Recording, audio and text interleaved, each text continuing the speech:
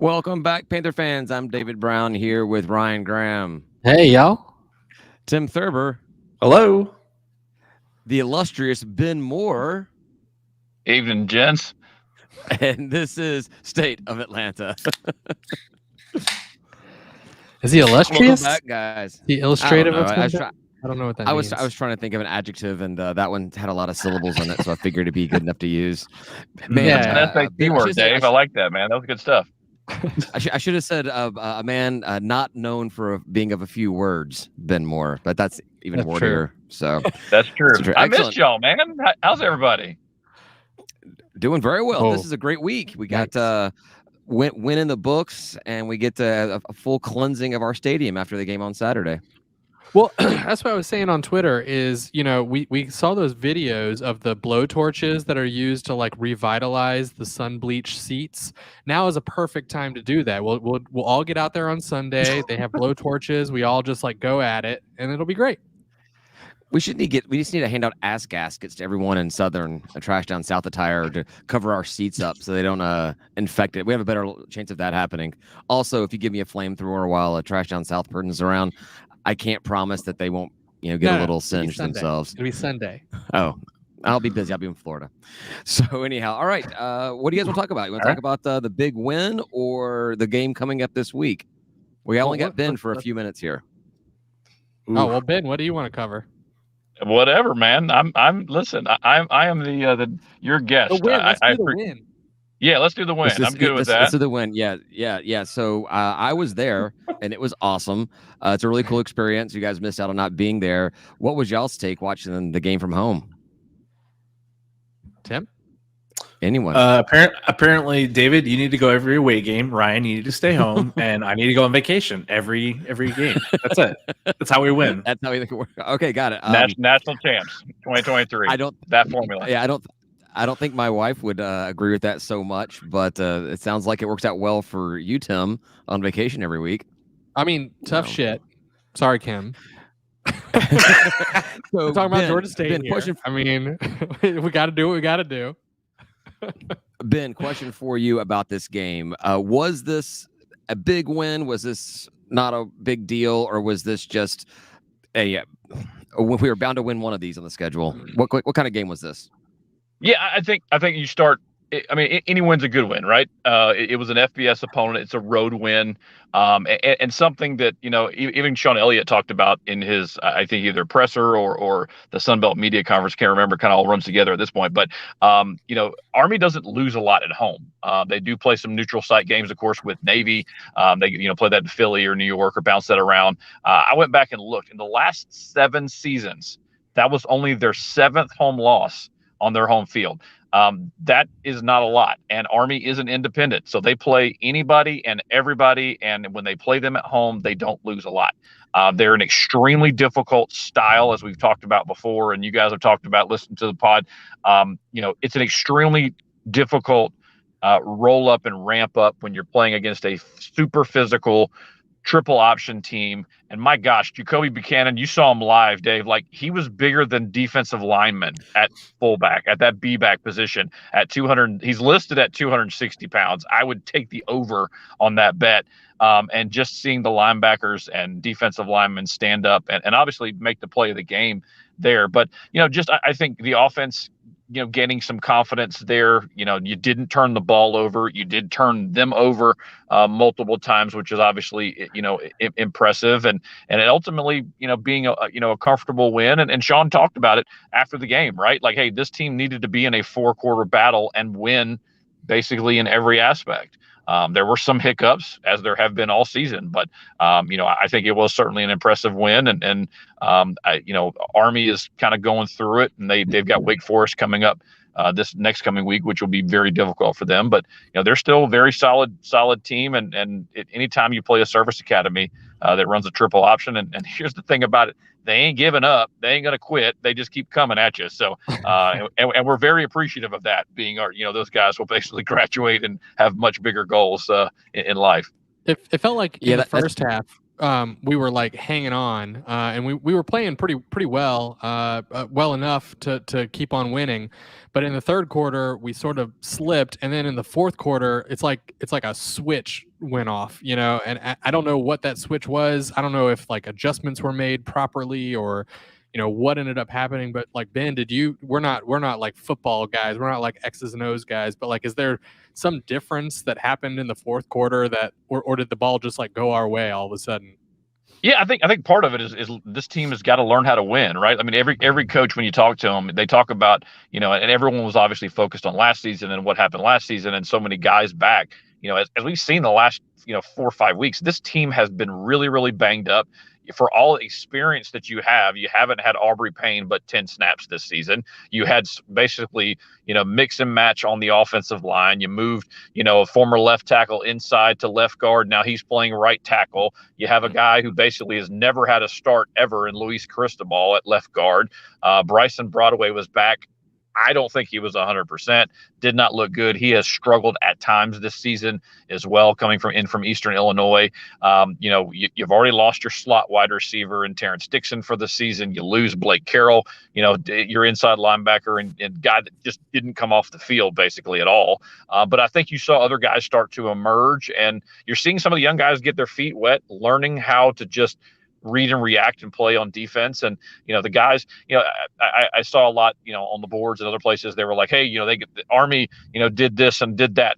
Dude, they do that on everybody. Like they are going to be top 5 in the nation in rushing yards per game and in rushing, basically yards per play. It's what they do. They right. So, I mean, I think that's the difficult part about, facing that Army. And again, you didn't face them in week 1, like last year, where you had basically the entire offseason. You had basically 4 or 5 days, and then you got a travel day thrown in there, on Friday to get up there to West Point. So I think it was a confidence boost.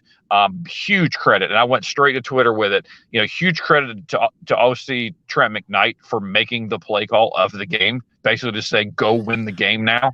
Back up to have Darren Granger launch it to Creedle, who, I mean, let's be honest, you could see it live or you could see it on TV. Dave, I knew you could see it live there. We out athleted them at almost every position. Like, you could just see the athleticism on the outside with Thrash and Creedle, even Darren Granger running away from guys, Tucker, Jemias, obviously. So I think there was just a level of confidence, and now you obviously have a huge game coming, so you hope to build off that. Yeah, Tim, you got a question for Ben? No question. It just looks like we knocked the rust off, right? And then we started to gel. Yeah. Some of the players that haven't played in the positions actually had more reps to get used to playing on our offense and defense, since we're nursing some injuries, right?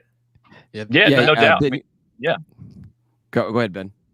Yeah, no, I mean, I guys that I had circled. I mean, I literally was writing notes as I was watching the game, Saturday at home. And I mean, you had guys, Tylon Dunlap, defensive end, made a big, huge, basically swatted the ball down. Next play makes a tackle for loss. Guy that has not played a lot of reps, young guy, redshirt freshman. Jordan Jones, redshirt freshman, inside linebacker, huge, as I just mentioned, with Blake Carroll being out. It was him and then Justin Abraham. Jordan Jones, a little bit undersized linebacker, but he can fly. You look up and he's got 12 tackles on the day. Huge game. Obviously, Jordan Venzial, another huge game. It's so funny because everybody and everyone on TV, when they make the game, plays, they see the prototypical old school white linebacker, and he's not very athletic, and all the dude does is just make freaking plays week in and week out and hawk guys down. So it's just pretty wild to me. And Jordan's got a lead, and he talked about it, I think, post game, talking about how he has to mentor these young guys and really grow them up, because Blake's not going to be back, man. That Achilles is going to be an all season injury, and as you mentioned, new guys in places, and they need to play. Yeah, I wanted to say, you made a couple comments early on, and about, first of all, about the team we were playing up there, and how they have bigger lives outside of college after everything compared to what our athletes or what we did ourselves. And I will say, man, as far as a game you can go to where everybody was absolutely nice and yet still having a great fun time while losing a game, that's what it was. Everybody was incredibly awesome up there. They had people in, like, I don't know if it was because it was October 1st. They had some students, some cadets in like Halloween costumes, just kind of parading around the front row of all the seats a couple of times in great, huge, funny costumes. That were obviously David, grab that's the Army uniform. You gotta chill. It's not no, it was not Halloween Halloween costume. but it was just Army it was really uniform. cool up there. I mean, and it was a lot of fun. But yeah, that dude you're talking about, I don't know his name. It was crazy. It's like all the guys would line up at the line, and then all of a sudden, when the ball was snapped, this just monster of a man stood up and just pushed his way into the line and everything, and it was crazy. I was like, he's just growing on the line. He hit his his little Ant-Man giant button or something, and just got huge on the sideline. It was crazy watching it live. But that said, we did great against them. The score looks great, but I think we were good as long as we don't play teams that can throw the ball. Because did they complete a pass other than to us? Oh, I have no idea. But I completed one. I remember one. Yeah, I think our they got passing one in game there. wasn't great. I mean, we talked about that one pass to the outside that was a game changer, but that was like one of many that did not actually go our way. And I saw that ball go up, and I'm like, here we go again. And you know what? I was wrong. Yeah, I wanted to call you out because we're in our private group chat. You're making a comment about how Granger should never throw the ball past 10 yards because he never makes them. He's horrible. And then next thing you know, actually, never. I said he can't. That was first half of the game, so it was definitely later in the game when that happened. He's rough at 10 plus yards. I mean, come on. Yeah, Ben, I took a screen capture of that. Do you have stats on this? I don't, but I will tell you this. I think he has improved. That was the one area that he really, really struggled with in 2021 was his deep accuracy. They really tried to push it against Charlotte in his very first start, kind of reeled it back in a little bit, obviously against Auburn in his second start. But you saw, shots down the field. He's got a good enough arm. It's ultimately, I think, a confidence issue. A lot of times, especially on deep throws and even middle to deep throws, like you have to have your base set and you have to be confident to throw it out there. And there's a lot of guys that have a rocket arm, but don't necessarily know where it goes. I think Darren has a above average arm. And he's got to trust it a little bit. Like he doesn't really need to wind it up and say, all right, I'm going to try to launch this thing 75 yards into the third row. I just need to go in and give my guys like Jamari Thrash and Ja'Kias Creedle and those guys enough space because they can run under it. And you can see that on Saturday. And I will say this too. You will see it this Saturday. If he trusts his arm enough, the Georgia Southern defensive backs are some of the worst that this team will see all year. They really are. They have hemorrhaged yards on the defensive side of the ball. Outside of scrimmaging at home. I will say that our wide receivers have been able to make space. Like I've seen that over and over and over again, but they have dropped a bunch of balls. To Granger's credit, like we talk about his passing rating or whatever, but like there's been a bunch of drop passes too that even if they were a little off, should have been caught. 100%. Yeah. You have a catch radius for a reason. And guys, and a shout out to Robert Lewis too, a guy that I had heard a ton about coming into the preseason and a guy that just continues to make plays as well. We saw him obviously have a huge game, in the Charlotte game. I expect him to get looks. And I think this is the interesting part about it as well. This same Nate Woody style defense. I mean, this is exactly what Nate Fuqua runs. That's his mentor, the guy that basically coached him at Wofford. That's the exact same style. So obviously the offensive staff knows it front to back. They know the areas to go attack it. Now the defense gets a little bit different this week, but credit to Granger for not turning the ball over. It was an issue in the first 4 games. And, if you win, I mean, the statistics are over the moon. I mean, if you are up +2 or +3 in the turnover margin, you win at an insane clip. I mean, it's more than 85% basically when you're +3 in the turnover margin. You've already touched on it a little bit, and I know we only have you for a few more minutes here, so let's just roll in and get your take on what we have coming into Center Park this week with the Trash Down South. They're 3-2. They got a P5 win. They absolutely slaughtered their FCS opponent. I think it's a loss to UAB, which I think most people predicted, and then a come from behind win against Ball State. I think. How good is this team in their first year under whatever that dude's name is? It's Clay Helton, whatever that dude's name. Yeah, that guy. I don't have the resources to commit anything about that team to my memory. So yeah, you can tell us. I already don't know. I love you guys so much. This is where I come from. My hard hitting news and coverage. No, but no, I think the biggest thing, obviously, hope springs eternal down there. We know that there's always expectations, as we've seen. Ultimately, yes, I mean they opened up with a just bad FCS team, and 59-7, it skewed a lot of their offensive and defensive stats. When you go and kind of move that aside, this is one of the worst statistical defenses in the nation, and it's not close. They can't stop the run, they can't stop the pass. As you mentioned, I mean, UAB marched up and down on them. Ball State marched up and down on them. Nebraska had over 500 total yards against them, rushing, which shout out to Anthony Grant, the running back for Nebraska. He is DeMarcus Simon's younger brother. So shout out to DS. Hopefully he shows up at the game on Saturday. I'm trying to hook him and his youngin with some tickets.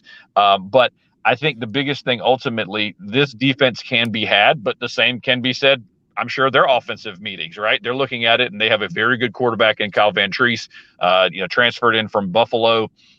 He has, some receivers that can make plays as well, and he gets the ball out quick, which should make Georgia State fans very, very nervous, because we saw that at Charlotte. You couldn't get pressure. Those 3-step, 5-step drops, getting the short passes, the short pass long run scenario. I think that has to be the game plan. But I will say this: the scheme itself, this Panthers defensive staff has seen, and some of these Panthers have seen it, because Brian Ellis was at Western Kentucky in 2020. He coached in that bowl game where they had a above average quarterback who absolutely could not handle the pressure from the front seven. And as we saw, we turned him over several times in that game, hit him, I think sacked him multiple times, fumble, multiple picks. And Van Treese will turn it over. He's got 7 turnovers by himself already this season, and that is a problem, as we've talked about. If you turn the ball over against this team that wants to just beat the crap out of you, from a running, point of view, and just a sledgehammer, I keep circling it. If this Panthers offense can get in that 45 to 48 rushing attempts between Granger, Tucker Gregg, Marcus Carroll, and Jamias Williams, it should be a pretty fun afternoon on Saturday. Yeah, the one thing that I have to look at is just how we performed against like opponents, and we've both teams lost to Coastal, but the Trash looked, they put up more than twice as many points as we did, if I recall correctly. So, what do you say to somebody saying, "Hey, well, this is how you guys both performed against Coastal, that maybe TDS may actually do better against us or something"? What's your take on that? Yeah, it's really difficult, I think, to compare from week to week, because you don't know who's injured. I think the tough part too is you look at how many turnovers were in that game when Coastal came in, right? Just in the second half alone. And let's be honest, I went straight to Twitter with it. I mean, Jamias Williams had a perfect wheel route, walked into the end zone, and the absolutely one of the worst calls I've ever seen. Basically, Jamari Thrash gets called for offensive pass interference when he's being held, takes points off the board. That would have whittled it down to a 10-point game in the fourth quarter. You never know what happens there. The very next play, Darren turns it over and they score, and that's basically the margin. I think that's, there's things that happened in that game that certainly Southern did not do. Grayson wasn't particularly sharp, and McCall wasn't sharp until the end of that game. And then all of a sudden you look up at the stats and he's got over 300 yards, got multiple touchdown passes, and the Myrtle hurdle happened. And awesome.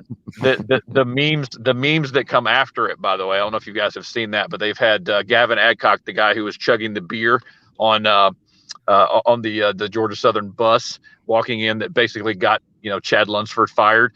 They have a meme floating around the interwebs of the young man from Coastal leaping over Gavin Adcock chugging the beer. So I will be happy to text you guys that to use that at your discretion.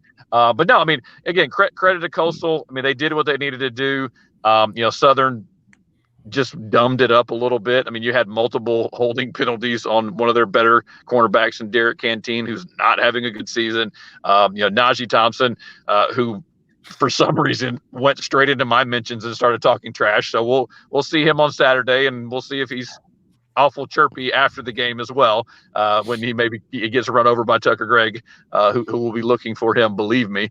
But looking to knock Trey Barnett off the career rushing yard. But I think it's going to be a lot of fun. I think there's going to be a lot of points scored if the defenses play as they have, if the offenses play as they're capable of. I mean it's going to be a lot of points scored. As we know, their fans will show up. All 118,000 of them, as we well know. It'll be standing room only, and then all 7 of our fans, just us 4 and maybe 3 other fans that will show up and huddle up together and cheer for all you.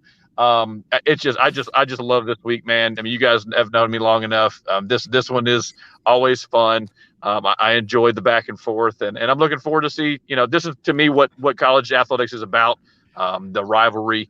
The trash talk back and forth, and then for 364 days, one of these teams is going to have a leg to stand on. And if Georgia State prevails, as they're favored to, all of our mentions will be very, very quiet, which will be nice. I like that. That's what I was going to ask, man. Is this a rivalry?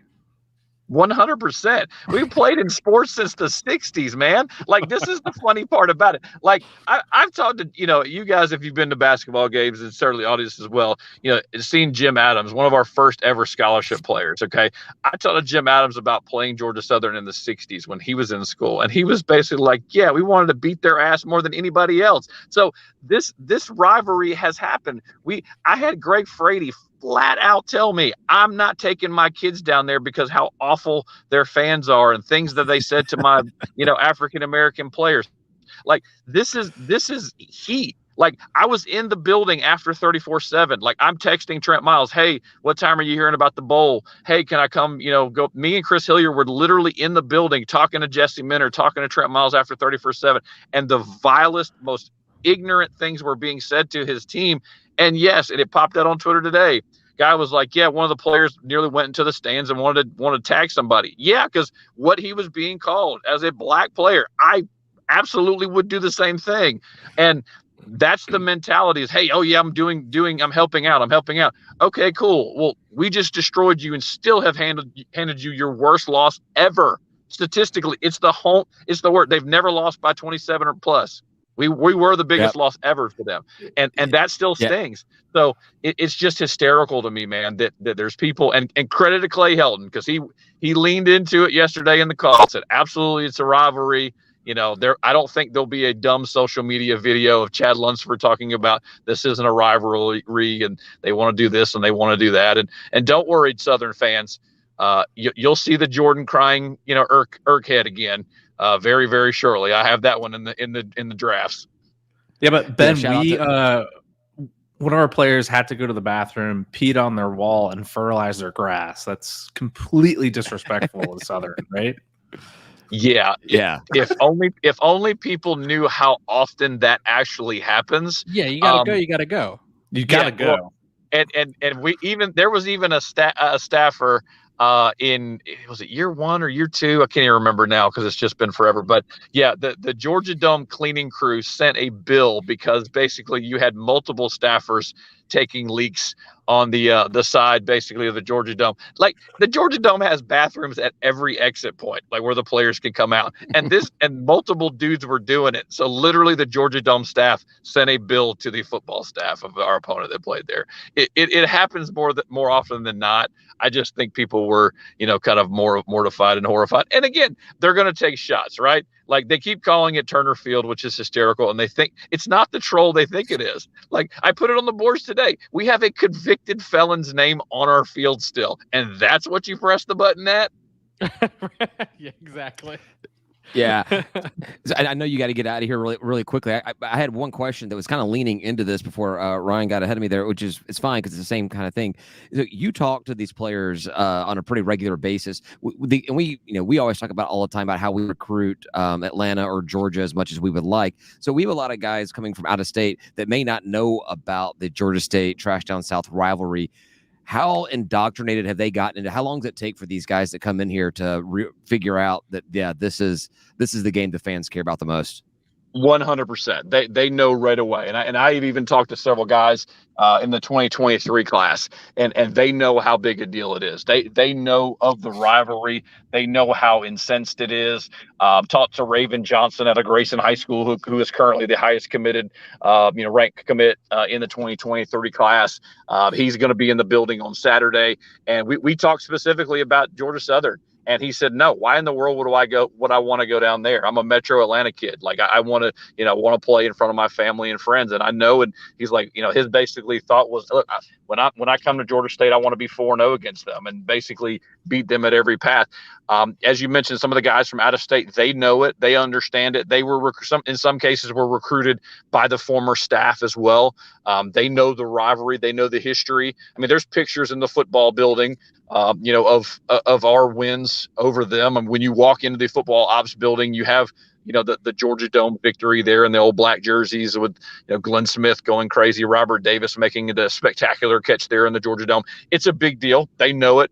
Coach Elliott knows it. I always laugh every single time when people are like, hey, he's kind of downplaying the rivalry publicly. I said, guys, he coached and played at Appalachian State. He hates Southern more than just about anybody. Are you kidding me? That dude knows exactly what the rivalry and why. It's incensed in him. And, when you see him after the game, like I say it all the time in my house and other places, you can fake an action. You can't fake a reaction. Watch that dude. What happens if Georgia State wins on Saturday? He will absolutely love life, lift it up, will be all over the place. The dude got on the bus, the little Statesboro yellow bus last year and took pictures. Like, come on, man. Like, he knows exactly what he's doing. He's soaking it up, and I love every minute of it. Actually, if you got time for one more question, I think Tim's got something for you. Come on, man. Yeah. Yeah, so you mentioned Clay Helton. Obviously, he came from USC. Had a pretty good record there. Not good enough for them, obviously. What the hell? Why is he at Southern, and how quickly before he catapults out of there into a better paying job? Because I just don't see it. All right, I put the over under at 40 games. So we have kind of a publisher chat, all the 24/7 guys from the cover Sunbelt schools, and we've been fortunate to add a few more guys, obviously with the new additions, the newbies coming in, which has been awesome. I put the over under at 40 games. They're 3-2 right now. Could get to 3-3, obviously, with a loss. 4-2 with the win. The expectations are always super high. The question I have, and I continue to ask it, and I've even talked to people that I know down there in Statesboro and that follow that program. They have offered last year and taken a lot of kids that Southern was the only FBS offer, and that was one of the biggest complaints of Chad Lunsford's staff is they took risks on guys. I think if I have the number correctly, out of their commits in the 2023 class, 6 of them, Georgia Southern is their only FBS offer. You just have to be really, really careful when you're taking risks like that, because it's not just against Georgia State. You're going against App State now, James Madison, Marshall, like. These guys are top 75, top 80, even higher in some cases, even Coastal Carolina too. Can't forget about them, where you're getting guys who they're battling, power 5s and high level G5s for. So if you're taking risks at certain positions, you better be right. And the more you take that don't have FBS offers, you really better trust your evaluation. And that was part of Clay Helton's issue is he loaded up on skill guys that were highly rated. And then the lines were just trash. Like they were bad, and they would lose inexplicably. They would lose games they weren't supposed to, and they would have 4- and 5-star guys at key positions. And then up the middle, you're like, all right, they aren't very good. And how did this defense get this bad? How is this offense this bad? it's got to come down to recruiting and player development. And I'm still shaky on his assistant coaches as well. I mean, if they finish the season, as one of the worst defenses in the nation, is he going to make a change? Is he going to basically look? Because this is the other side. Clay Helton was there almost all of last year too. He got hired very, very early, so he's seen this roster. He's seen it, and they brought a lot of guys in from the transfer portal. It just, the more risk you take, you better be careful, because you better get it right. And as we've seen in the past, Georgia Southern will not put up with being average or below average very long.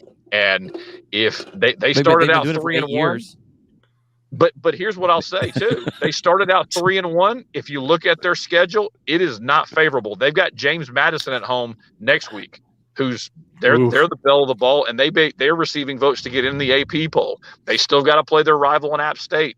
Now they still got to play Marshall. Like, there are losses up and down that schedule coming. That, hey, we started out 3-1, and what happens if we finish, I don't know, 4-8? Like, are the natives going to be okay with that? Probably not. But will they give the guys some time? Natives, sure, right, but then you're running the risk of, hey, all the transfers that you've added this year and all the guys that maybe are under recruited or don't have offers, so you add them in your roster. You don't have a lot of wiggle room to cut a lot of guys, right? You brought all these guys in, they're yours. So as opposed to Georgia State, where you've got 9 super seniors, 13 seniors basically could leave the program. That's a huge class. That's 22 of your potentially 85 guys that you could flip, this offseason. So I think the patience will grow very, very thin, to answer your question, Tim. And I put that over under at 40 games, and I feel confident about that. That was a 6-minute answer to a question. I've got one thing I want to say before letting you out of here, Ben, and what you were talking about Southern only offering taking on guys that have no other offers. That's not just their athletics program. One of my absolute best good friends, who I kind of nervous about admitting that here, he actually is a graduate of Georgia Southern. He came here, he went to Georgia Southern from Virginia, and you ask him why he went to Georgia Southern, it's the only school that accepted him. So so it works both ways, both in academics and athletics. So, but thanks, Ben, for joining us. Always fun talking to you, getting your information about it, because we have no idea what we're talking about here when it comes to this kind of stuff. And we'll see you at the game on Saturday, man. Absolutely. Love y'all, boys. Appreciate y'all. And we'll see you Saturday morning, bright and early. See you, man. Sounds good. See you, Ben. Yeah. Bright and early for Ben. He'll get there. The game's at kickouts at 2. He'll start making his way around 12:30, 12:45. Yep. Yeah. So what time are we going to get there? Speaking of which, I feel like it's a good segue into tailgate talk, right? I mean, boom, man. My family will be out of town. I can be there as early as you want me to be there. I can get there at 5 a.m. I can get there the night before. I can do whatever you want to do. Oh boy. Well, I'm going to wake up bright and early and smoke some chicken. But I can come over and help you smoke some chicken. Yeah, well, that's we can pregame the tailgate at your house, Ryan. That's fine with me, man. That's fine with me. What I was thinking about doing, and this is more or less call talk, but I'm gonna do it here anyway. All right. I saw some thigh wings. So like they chopped off the sides of the thigh, and they just do the meat on the bone of the thigh, like a wing, wing shaped. Does that sort of make sense? What I'm saying here? Eagle wings. Strange. Okay. Slice off the meat on both sides, and then you use that as like a wing. But I mean, I figure you could use those other 2 things as like smoked nuggets or something. So basically, you're doing smoked chicken thighs. And what I'm trying to say is that wings cost $5.50 a pound, and thighs cost about $2.50, $3 a pound. I see what you're saying. So they cut the drumstick and the thigh in the shape of a drumette and a flat, so you can have a bigger wing, an eagle wing, if you care to say it that way. Oh, I like it. We'll just call them that. We'll call them eagle wings. There we go. All right. Yeah. Just go ahead. Are you gonna dip them in sludge? You gotta have a dark brown sauce instead of a traditional red buffalo sauce for them. I wasn't gonna sauce them. Okay, that works. Then just burn them. Yeah. These taste like shit. Yeah, they're eagle wings. Exactly. I'm bringing. Eat them raw. Oh God! Don't bring them. I get sick. I'm bringing the flat top out. We talked about it with the people that were up in Army because the pizza oven will not be making an appearance this week. So, and I told, well, it's more of a 2-person operation, and we only got one person of the pizza fam going to make it the trip down this week, unfortunately. So anyhow, I said I would bring the flat top, and we'll have some smash burgers, and I'll just do it just between the hours of 12 and 1. 12 and 1, I'll be doing smash burgers at the State of Atlanta tailgate. First come, first serve. We'll have them until we don't have them anymore. So, yeah, man, those smash burgers are good. I can't wait for one. Did you have any at the basketball tailgate? They were good. I was not in Atlanta for that game, so no. Yeah, man. That was good. Yeah, was that the Trash Down South game, or was it it was the last game? So who was last that? Was game. it last game? Yeah. It was Lafayette. It was Bob Marlin Sucks game, right? That sounds right. That's every game in Louisiana, right? Yeah. So I mean, thanks to Ben, we've already run up to about 35 minutes. But woo! I want to talk a little bit about the Army trip, which was awesome. Even though I missed my flight home, we were up there. You knew you were going to miss it going in. You strategically changed your flight without changing it. When I scheduled my flight, I'm like, this is going to be a close call. And then like 3 days later, I'm like, I'm missing this flight. There's no close call about it. And when I got back to the hotel, sure on the podcast last week, you announced you were going to miss that flight. when I got back to the hotel to pick up my bag, if I was my Uber order, I would have gotten to the airport 20 minutes before my flight was to take off. I'm like, well, it's going to take longer than that to get there. And then getting through security at Newark and all that kind of stuff, there was no way. So I decided to meet up with the rest of the Panther fans that were still in New York City and hang out at a bar until they closed at 2. And then took my Uber over to the Newark airport and got a few Z's in the food court while it was closed, before heading into my flight at 6 a.m. back to Atlanta to go to the Falcons game. Life hacks which one again? with David Brown. Wow. I actually was thinking about that. I was like, where did David put his bag on the ferry? Did you bag check it somewhere? I probably could have. Now, I didn't know this at the time, but I probably could have, because I didn't know this either. Was for everybody that bought tickets to the ferry, Georgia State bought like an Einstein's Bagel breakfast box, and so we had water and bagel, fruit. Anyhow, I tossed my empty box in the trash can because I'm not that disgusting of a human being. But we came back on the ferry after the game was over, and people still had their boxes on their seats. So I probably could have just left it on my bag on my seat and been fine with that whole thing. But the ferry was cool. That was super, super cool. Picks up right there out of Manhattan. And as much as I hate New York City, I always say that once you leave the island, you're in upstate New York. I actually like upstate New York, and it was beautiful. Mountains, green mountains. We kind of hoped we have the leaves changing color. That was not the case, though. We're probably a week or two too early for that. But the Hudson's a far bigger river than I ever imagined it being. Fun time, and whatever. And we were coming off the ferry. We pull into West Point, and we're docking or undocking, whatever you call it, deboarding. And I'm walking down the stairs. This one Army fan goes, "Man, Georgia State travels well." And I looked over at him like, "Dude, you're looking at 90% of the fan base." I should have been like, "Do you mean the boat's nice or what?" I was like, "Yes, we do travel well. The entire fan base travels well. You're witnessing them right here, right now. The other 10% stayed in West Point last night and are at the game right now waiting for us." Well, I was gonna say, how did it feel in the stadium? Because I didn't think it looked like it was very full. You had the cadet section that obviously was full, and I'm pretty sure they're all required to be there. But everyone everywhere else, did it feel like more than we normally even have? It didn't seem like a lot of people. Well, so they have the benefit of not having an additional level of empty seats that make it look worse than it is. Well, ignore that. Because you can do that effectively. But you're a homer.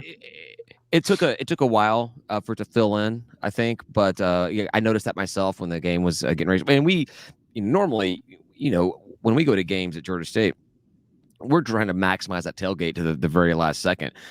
So we get into the game right there. Typically miss the first turnover. We missed in the kick. First series. Missed the turnover. kick and the ensuing turnover. And but no, getting there, being at West Point and Army, we wanted to be there. We wanted to see national anthem. We wanted to see all that kind of experience, like their game day thing. So I got there earlier than I typically do. I noticed it looked a little empty. We talked about it, but by the time the game had kicked off and was well underway, it filled out quite a bit. But I found out something else. Now, I didn't expect them to serve alcohol at a military campus, and they did not serve alcohol. But at halftime, I'm like, I'm gonna go get something to eat. And I go in, like, they have one area of the stadium is just open to outside, and there's a street there, and they've blocked off the street on either side, and they were selling beer outside the stadium, and you could there was re-entry.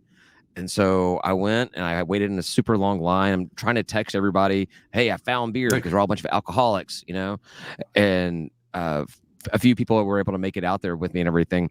And so I'm sitting there drinking. All of a sudden, this huge cannon just rumbles loud. I've been to games where they fire cannons and everything. This is the loudest I ever heard. I assumed it meant that halftime was over, game was starting. And then Ashley comes out and she's like, wow, that was a quick score. I'm like, what happened? The cannon was for the touchdown they got to begin the third quarter. So I just didn't realize that. I missed that. And it turns out it takes me a full quarter to drink 2 tall Bud Lights, because by the time I made it back to my seat, the whole third quarter, right? Which was the quarter to miss. If you're gonna miss the quarter in that game, right? So I think we ended the third quarter with them getting their second touchdown. I think is what it was. Yeah, it would have been their second touchdown. Yeah, that's probably right. So I was actually I was expecting you guys to say that it was my fault that had I been in my seat, not being an alcoholic, that we would have never given up those 2 touchdowns. But cool. Well, it's okay though. We ended up winning anyway, so you got back to your seat in time. You handled your business. It's okay. It's all right. Yeah, it was a good time. It was a whole lot of fun. The whole trip was it was exactly what I expected out of it. Went to a Yankees game on Friday night. Got to see them lose. That's always fun. So, yeah. Right. That Broadway guy that Ben mentioned. I didn't want to bring it up while he was on here, but he cost us like 2 penalties in the very first drive that really kind of killed the drive right away. And that's right. That really kind of. And we had people on our Patreon chat talking about that, saying, hey, this guy's, he's back, but maybe he's a liability. Yeah, but fortunately it worked out. The team looked good. Tucker Gregg, I mean, for Heisman or something. I mean, like, he looked great out there. For something. That last touchdown was just. I was thinking to that touchdown, I hate when scores look lopsided and they're not. Like, our Auburn game looks like we got blown out, but we were controlling that entire game. So when Tucker Gregg broke out for that last touchdown, I'm like, I mean, I'm so happy that we're scoring, but this box score is going to look wrong forever in all of history. But that wasn't garbage time. I mean, he didn't score in garbage time. That was a real score. You know what I mean? So, like, I'm not worried about it. What? That was us running the ball to run down the clock. To run down the clock because we had to. If there was like a turnover or if we didn't get a first down, they were still in the game. That was not garbage time. No, we were up 2 scores at that point. Weren't we? Okay, right, whatever. That's fine. This is what we get for talking. This is what we get for talking, like, actual stats. I know we got too technical, and I'm fucking wrong. I'm super wrong. Technical. super technical. We talked about one.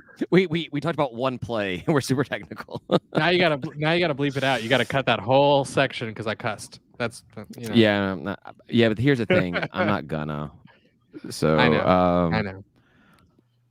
All right. What else about this week? What about the trash coming in? I don't know, man. I'm excited about the tailgate, and I'm excited about beating them.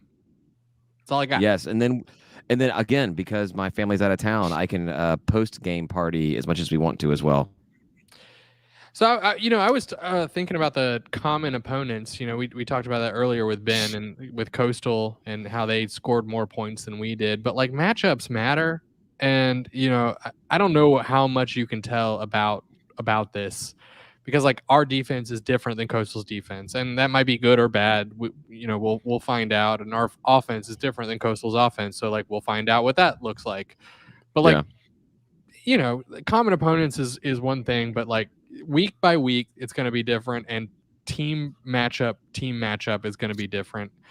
I think we're in really good shape right now, especially with the confidence boost of, like, the big win. I feel like our guys know they can do it now, and it's not like one of those chest thumping wins. Like, I don't feel like you win that game and you're 1-4 and you're like, oh, we're the best. No, you're 1-4, guys. Yeah, but 1-4 is what the rational people were looking forward to coming out of Right. the schedule. True. Like we thought that one was going to be Charlotte, with Army being a tough game, especially after what happened to us last year with Right. Charlotte. So we're kind of where, and I know that all three of us had higher expectations for the season, but I'm just saying for those people that actually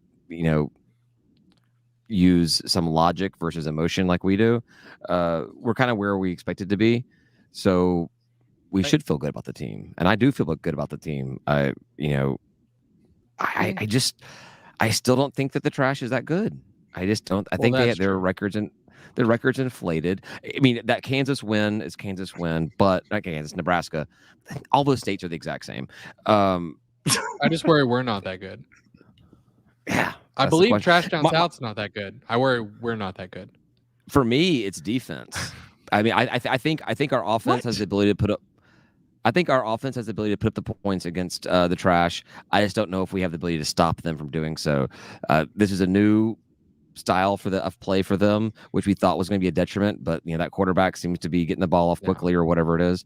So with our powers Tim, combined, Ryan and I talked about it. Tim, what do you got? All right, I mean, I still think we're going to win the game. Ryan thinks we're going to win the game. Tim, how are you feeling about it? What do you expect to see on Saturday? I think we're going to win the game. It's a rivalry game, and I think we'll do enough to get the W. I will say, I think Trash Down South, I think they're a little ahead of schedule as far as transitioning away from the triple option that don't run, if you ask their fans. That quarterback transfer from Buffalo was obviously the key in a lot of that, but they're definitely better. I just feel like we'll get it done in our home stadium against Southern. Yeah, easily. Turner Field, right? At Turner Field, Olympic Stadium, not Georgia State Stadium, not Center Park Stadium. Yes, that place. Yes. So, in casual conversation, I still call it Georgia State Stadium. Yeah, so do I. I like calling it that too. I think when I say that when I'm talking to friends of mine that don't know, they know I'm a Georgia State fan, but don't pay attention to everything else. I say Georgia State Stadium because they know what I'm talking about. I'm not gonna call it Turner Field. I never called it Turner Field. I might say Georgia State Stadium, and then like if their facial whatever looks confused, I might say where Turner Field was. Yeah. If I'm talking to somebody that's an out of towner at a bar, because I talk to a lot of people at bars, and they start talking about Georgia State because I'm going to talk to everybody about Georgia State. I'll typically say the old Brave Stadium.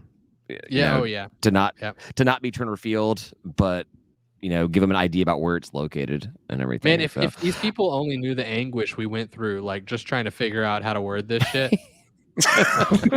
Exactly. Oh, and I got plenty of the where is Georgia State located in up at Army. There was plenty of questions about it. Yeah. So have you ever heard of a school called Georgia Tech? Yeah. For me, it's not the record loss. What did Matthew say here? For me, it's not the record; it's the loss of Charlotte. Yeah, the loss of Charlotte stings. But even in that game, it's a fluke game. We lost by a point. We missed a point after, which caused us to go for two 2-point conversions that we both missed. So the game could have been completely different. We could have had a 2-point win if those things had not happened. So I don't know. Dave, we're supposed to have a multi-touchdown win. Yeah, that's what I was calling. We showed Vegas on that one, right? That's right. Well, yeah, we got yeah. That's what we do. We cover spreads, or we don't cover spreads, whatever it is. So, all right, I think we've gone long enough. I want to talk a little bit about a couple of the other conference games, but we can do that in last call because. Oh, good. I gotta pee real bad. Makes me sick in my stomach to even talk about them. So we'll do that and whatever else. You guys got anything else before we head over? I don't think so. Let's go. Let's start cursing. All right. All right. Well, thanks, everybody, for listening. Oh. We are, Ryan is well versed in it already. Thanks, everybody, for listening. We are going to head over to Last Call, which you can find on our Patreon page at patreon.com/State of Atlanta. It is free of charge. Comes out Friday mornings. If you're a Patreon member, it'll be available immediately to you, as well as access to our private group chat, which we talked about, discounts on our merchandise, and whatever else we can figure out what to do. So check that out, patreon.com/State of Atlanta. And we will talk to you guys next week. Me from Florida about the big win over the trash down south. So say goodbye, guys. Goodbye, guys. Peace.